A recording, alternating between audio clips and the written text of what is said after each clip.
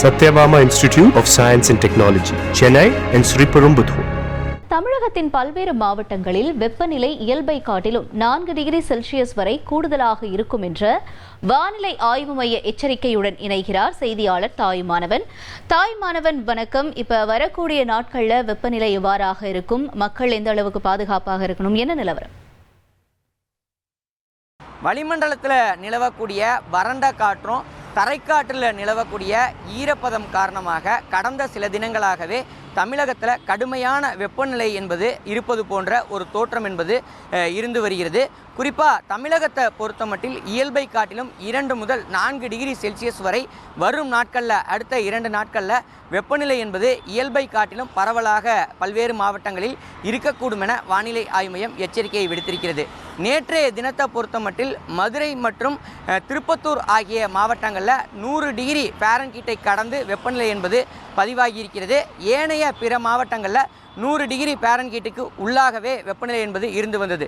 இருந்த போதிலும் ஒரு கடுமையான வெப்பநிலையை மக்கள் சந்திப்பது போன்ற ஒரு தோற்றம் இருந்தது. இதற்கு காரணம் தரைக்காற்றில் ஈரப்பதம் தொடர்ச்சியாக நிலவுவதன் காரணமாக உடலில் அசௌகரியங்கள் ஏற்படுவதற்கான அதிக வாய்ப்பு இருப்பதா வானிலை ஆய்வு மையம் தகவலை வெளியிட்டிருக்கிறாங்க.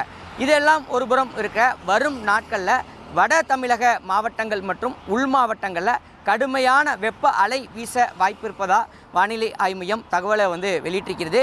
குறிப்பாக இயல்பை காட்டிலும் 2 முதல் 4 டிகிரி செல்சியஸ் வரைக்கும் வட தமிழக மாவட்டங்களில் வெப்பநிலை என்பது உயரக்கூடும் என கணிக்கப்பட்டிருக்கிறது. அந்த வகையில் திருப்பத்தூர், வேலூர், திருவண்ணாமலை, திருத்தணி, செங்கல்பட்டு, காஞ்சிபுரம், சென்னை மீனம்பாக்கம் உள்ளிட்ட பகுதிகளில் வெப்பநிலை இயல்பை காட்டிலும் கூடுதலாக இருக்கக்கூடும் என கணிக்கப்பட்டிருக்கிறது.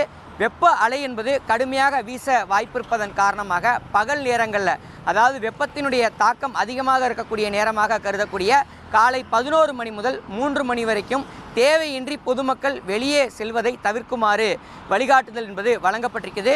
குறிப்பாக மாற்றுத்திறனாளிகள், கர்ப்பிணிகள், முதியவர்கள், குழந்தைகள் அனைவரும் தேவையின்றி இந்த காலை 11 மணி முதல் 3 மணி வரைக்கும் வெளியேறுவதை தவிர்க்குமாறு மருத்துவர்கள் எச்சரிக்கையை விடுத்திருக்கிறாங்க. அது மட்டும் இல்லாமல் உடலில் நீர் சமநிலையை மேம்படுத்தக்கூடிய வகையில் குடிநீரை அதிகமாக பருகுவது, அதேபோல் பழங்களை உட்கொள்வது உள்ளிட்ட உடலில் நீர் சமநிலையை மேம்படுத்துவதற்கான உணவுகளை எடுத்துக்கொள்ளவும் மருத்துவர்கள் அறிவுரையை தெரிவிச்சிருக்கிறாங்க. வரும் நாட்களில் மேலும் வெப்பநிலை உயரக்கூடிய வாய்ப்பு இருப்பதாகவே கருதப்படுகிறது.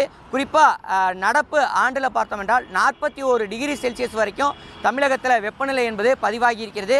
மேலும் அடுத்த 2 தினங்களில் 42 டிகிரி செல்சியஸுக்கு மேலாக வெப்பநிலை ஒரு சில பகுதிகளில் பதிவாகக்கூடிய வாய்ப்பு இருப்பதா வானிலை ஆய்வு மையம் தகவலை வெளியிட்டிருக்கிறது.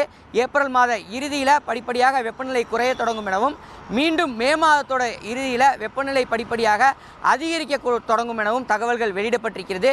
கத்திரி வெயிலுக்கு முன்னதாகவே தற்போது தமிழகத்தில் வெப்பநிலை வாட்டி வதைத்து வரக்கூடிய ஒரு சூழலில் கடுமையான வெப்ப அலையை எதிர்கொள்ள வேண்டிய ஒரு சூழலும் ஏற்பட்டிருக்கிறது. எனவே பொதுமக்கள் தேவையின்றி பகல் வேளைகளில் வெளியேறுவதை தவிர்க்குமாறு வானிலை ஆய்வு மையம் மட்டுமின்றி மருத்துவர்களும் எச்சரிக்கையை முன் வச்சிருக்கிறாங்க. உங்களுடைய தகவல்களுக்கு நன்றி Thayumanavan. Satyabama Institute of Science and Technology, Chennai and Sriperumbudur.